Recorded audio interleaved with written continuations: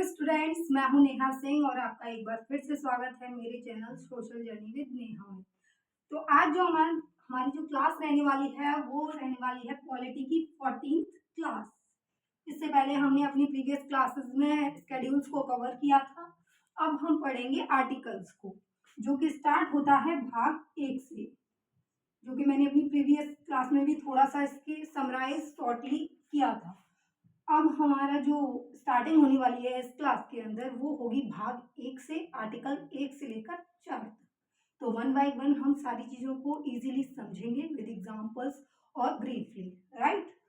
तो भाग 1 संविधान का भाग 1 है, जिसके अंदर अगर मैं कहूँ हिंदी में बोलेंगे हम तो अनुच्छेद 1 से लेकर अनुच्छेद 4 तक भाग 1 के अंदर आते हैं। तो जो फर्स्ट आर्टिकल यहां लिख लेते हैं इन शॉर्टली,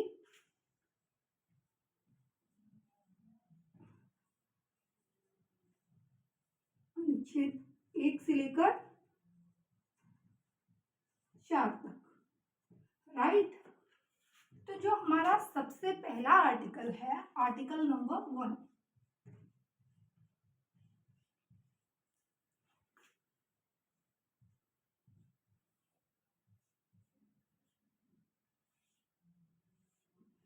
जो आर्टिकल 1 है उसके अंदर भारत को मतलब अगर भारत की बात करें तो जो भारत का संविधान है उसके अंदर जो आर्टिकल 1 है उसमें कहा गया है कि राज्यों को संघ कहा गया है, राइट। इसका क्या मतलब है कि सारे जो परिसंघ का यूज नहीं किया गया है संविधान सभा के निर्माताओं द्वारा, क्या किया गया है, राज्यों का संघ है भारत।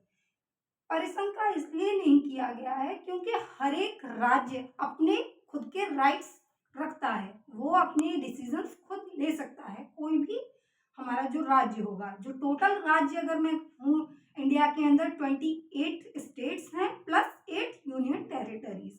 अगर उनके बारे में हम बात करें तो वन बाय वन हम उनको नेक्स्ट वीडियो में कवर करेंगे। तो इसमें हम अभी के लिए जान लेते हैं कि संघ शब्द का प्रयोग इसलिए किया गया है क्योंकि प्रत्येक राज्य अपने खुद के राइट्स रखता है, वो अपने डिसीजन खुद ले सकता है। तो जो आर्टिकल 1 है, अगर मैं इसी में बताऊं कि खुद डिसीजंस ले सकता है, अगर कोई भी राज्य की जनता डिमांड करती है किसी भी कि हमारे लिए एक अलग राज्य बनाओ, जैसे अगर मैं एग्जांपल लूं यूपी का, अगर यूपी के मेजॉरिटी में जनता या उसकी सरकार डिमांड करती है कि हमारे लिए यूपी में से एक अलग करके एक अलग राज्य बना दीजिए, तो इस डिमांड को संसद सुनेगी।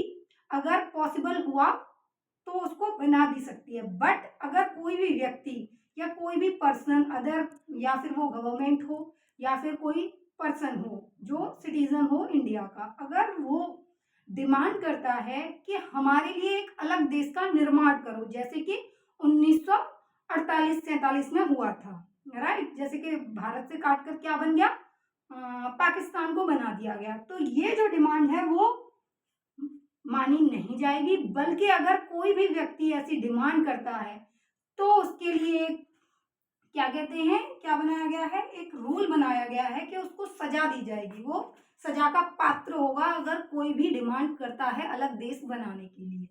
उसमें क्या होता है कि जो व्यक्ति ऐसी डिमांड करेगा उसके लिए एक नॉन बेलेबल वारंट जारी किया जाएगा और 6 महीने तक उसको बेल नहीं मिलेगी। तो ये सब हमने जान लिया कि राज्य बनाने की डिमांड्स कर सकते हैं इसके अंदर, जो कि दिया गया है ब्रीफली आर्टिकल 1 के अंदर। बट कोई भी व्यक्ति अलग देश बनाने की मांग नहीं कर सकता है, ये हमारे संविधान में निहित है, राइट।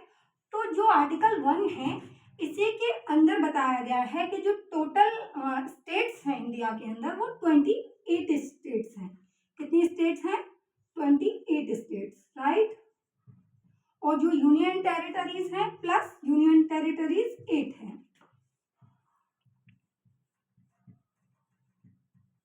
एक जो मेन बात है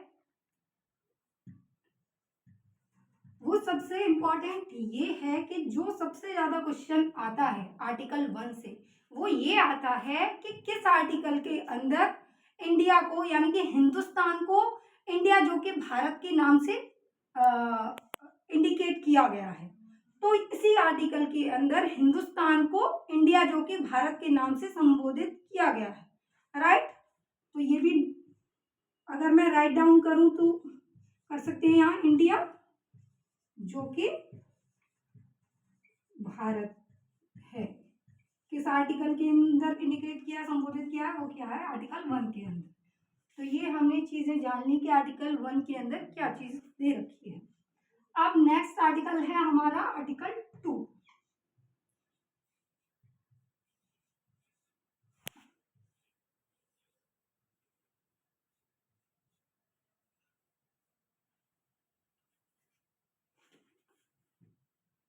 आर्टिकल 2 के अंदर दिया गया है, अगर मैं कहूं तो राज्यों का पुनर्गठन।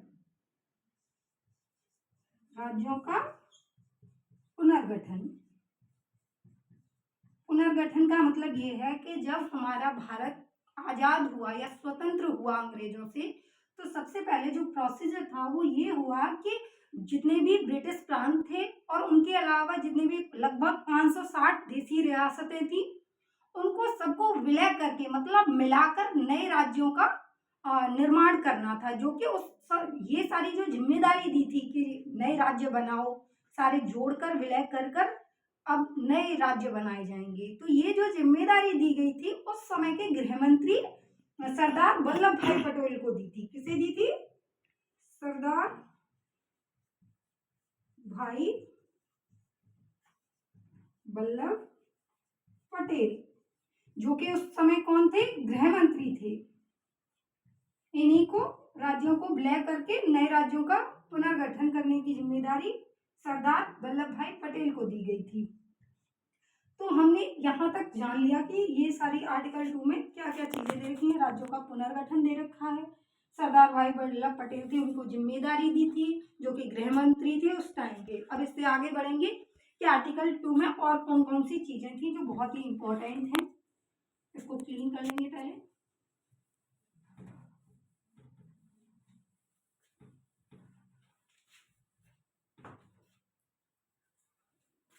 तो जो हमारा आर्टिकल 2 है, आर्टिकल, पहले मैं आपको ओरली एक बार बता देती हूँ।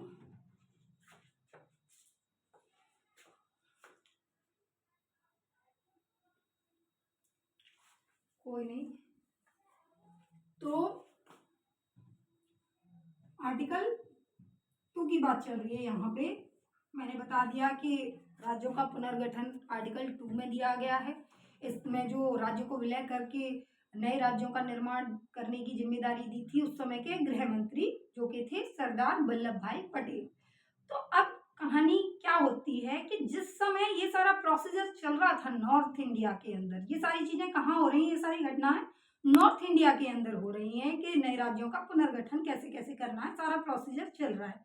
उसी टाइम क्या होता है कि साउथ इंडिया के लोग क्या करते हैं, भाषाओं के आधार पे नए राज्यों का पुनर्गठन करने का की डिमांड करने लग जाते हैं। वो चाहते थे, जो साउथ इंडियंस थे वो क्या चाह रहे थे कि जो नए राज्यों का निर्माण हो वो भाषा के आधार पे हो। जैसे कि कोई कन्नड़ बोलता है तो कन्नड़ भाषाओं का अलग राज्य हो, कोंकणी बोलता है तो उनके लिए अलग, तमिल बोलते हैं उनके अलग, तेलुगु बोलते हैं उनके लिए अलग। ये सारी डिमांड चल रही थी साउथ इंडिया के अंदर। एक इम्पोर्टेंट पर्सन मतलब थे जिन्होंने क्या किया, जो थे साउथ इंडिया के थे श्री रामल्लू।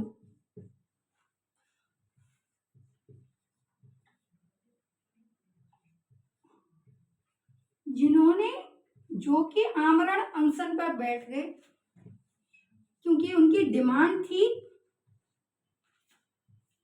कि भाषा के आधार पर राज्यों का निर्माण हो या नए राज्य बनाए जाए भाषाओं के आधार पे। तो श्री रामल्लू थे, वो आमरण अनशन पर बैठ गए क्योंकि इनकी डिमांड थी कि तेलुगु भाषा के आधार पे उनके लिए राज्य का निर्माण हो, राइट। तो ये चीज हमने जान ली। तो ये सारा प्रोसीजर हुआ कि जो क्या थे, साउथ इंडिया में जो श्री राम अल्लू थे वो आमरण अनशन पे बैठ गए। आमरण अनशन का मतलब ये होता है कि बिना कुछ खाए पिए जब तक वो व्रत रखेंगे जब तक उनकी डिमांड पूरी नहीं हो जाती, तो इसका मतलब होता है आमरण अनशन का ये मतलब होता है ना, कि बिना खाए पिए वो रहेंगे जब तक उनकी डिमांड पूरी नहीं होती। फिर क्या होता है, जो संविधान सभा के अध्यक्ष थे, कौन थे? डॉक्टर राजेंद्र प्रसाद। वो क्या कहते हैं? डॉक्टर राजेंद्र प्रसाद, जो कौन थे? अध्यक्ष थे संविधान सभा के। ये क्या करते हैं, ये सारा प्रोसीजर जो चल रहा है वो 1948 में चल रहा है ना। तो इन्होंने क्या किया, एक कमेटी का निर्माण किया, मतलब एक आयोग बना दिया, ये समझ लीजिए, एस.के. धर की अध्यक्षता में।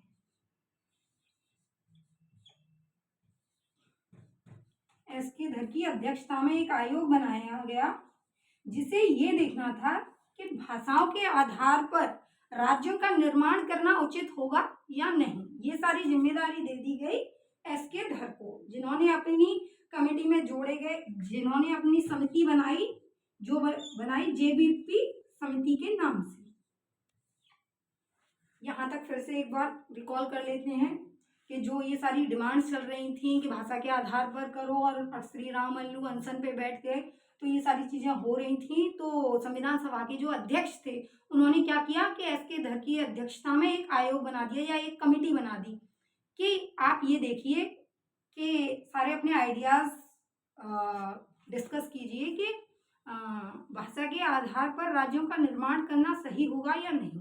तो जो एस.के. धर हैं उन्होंने क्या किया, अपनी हेल्प के लिए एक कमेटी बनाई जिसका नाम रखा गया जेबीपी कमेटी या समिति, है ना।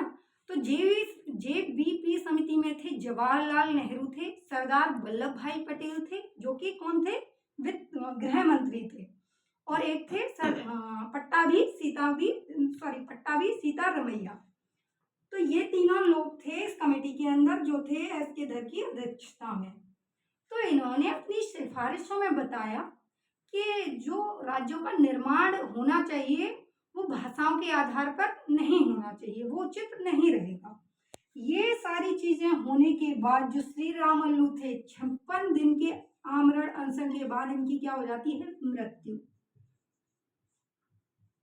पब्लिक में बहुत हाहाकार मच जाता है, क्योंकि क्या होता है, इसे वाइप कर लेते हैं एक बार।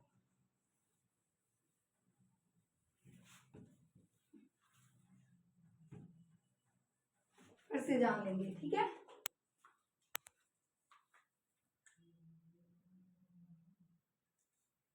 बार बार ये थोड़ा सा मार्क कर, प्रॉब्लम कोई नहीं, मैनेज करो। श्री राम अल्लू थे, जो शॉर्ट में समझ लेते हैं, ये क्या होते हैं? 56 दिन के आमरण अनशन के बाद मृत्यु हो जाती है इनकी। ये सारा प्रोसीजर कब चल रहा है? जब एस.के. धर की अध्यक्षता में एक कमेटी बनाई, उन्होंने अपनी सिफारिशों में बताया कि नहीं नहीं, बिल्कुल भी सही नहीं होगा राज्यों का पुनर्गठन भाषा के आधार पर। ये सारी चीजें तो हो गई, इनकी मृत्यु हो जाती है तो पूरा सारा सिस्टम खराब हो जाता है, क्योंकि पब्लिक बेकाबू हो जाती है, क्योंकि इनकी मृत्यु हो गई। इनकी डिमांड थी कि भाषाओं के आधार पर कीजिए राज्यों का पुनर्गठन, तो उनकी डिमांड सुनी नहीं गई और उनकी डेथ हो गई। तो क्या किया कि जो जवाहरलाल नेहरू हैं,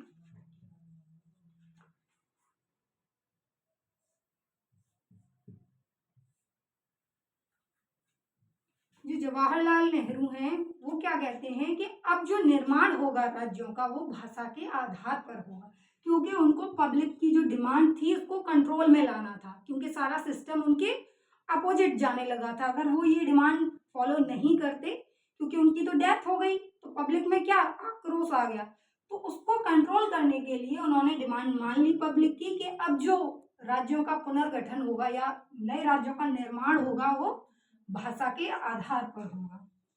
ठीक है, किसने कहा? जवाहरलाल नेहरू ने। भाषाओं के आधार पर मैं बोल रही हूँ, उसके अकॉर्डिंग आप लिख लीजिएगा। अगर समझ में आए, थोड़ा सा लाइट है मार्कर, कोई बात नहीं। भाषा के आधार पर होगा राज्यों का पुनर्गठन। राज्यों का पुनर्गठन कह सकते हो या राज्यों का, नए राज्यों का निर्माण। ठीक है, जो सबसे पहले भाषा के आधार पर जो राज्य का निर्माण हुआ वो हुआ 1956 में, जो कि तेलुगु भाषा बोलने वालों के लिए हुआ। जो तेलुगु भाषा बोलते थे उनके लिए जो राज्य बनाया गया भाषा के आधार पर वो बनाया गया आंध्र प्रदेश, जो कि कब बनाया गया 1956 में, आंध्र प्रदेश। इसके बाद क्या होता है कि इसके बाद नहीं, एक तरह से ये समझ लीजिए कि मैंने ये एक पॉइंट बता दिया है आपको कि सबसे पहले भाषा के आधार पर किसका निर्माण हुआ, किस राज्य का हुआ। जो 1953 में एक आयोग बनाया गया जिसे क्या करना था, राज्यों का पुनर्गठन करने का एक आयोग बनाया गया। न्यायाधीश फजल अली की अध्यक्षता में कौन सा आयोग बनाया गया, राज्य पुनर्गठन आयोग, जिसको क्या देखना था, भाषाओं के आधार पर राज्यों का निर्माण करना था। इस तरीके से जो टोटल राज्य बने वो 14 राज्य बनाए गए। राइट, तो ये हमने पढ़ लिया आर्टिकल 1 और 2। अब इससे नेक्स्ट पढ़ेंगे नेक्स्ट वीडियो के अंदर। Thanks for watching.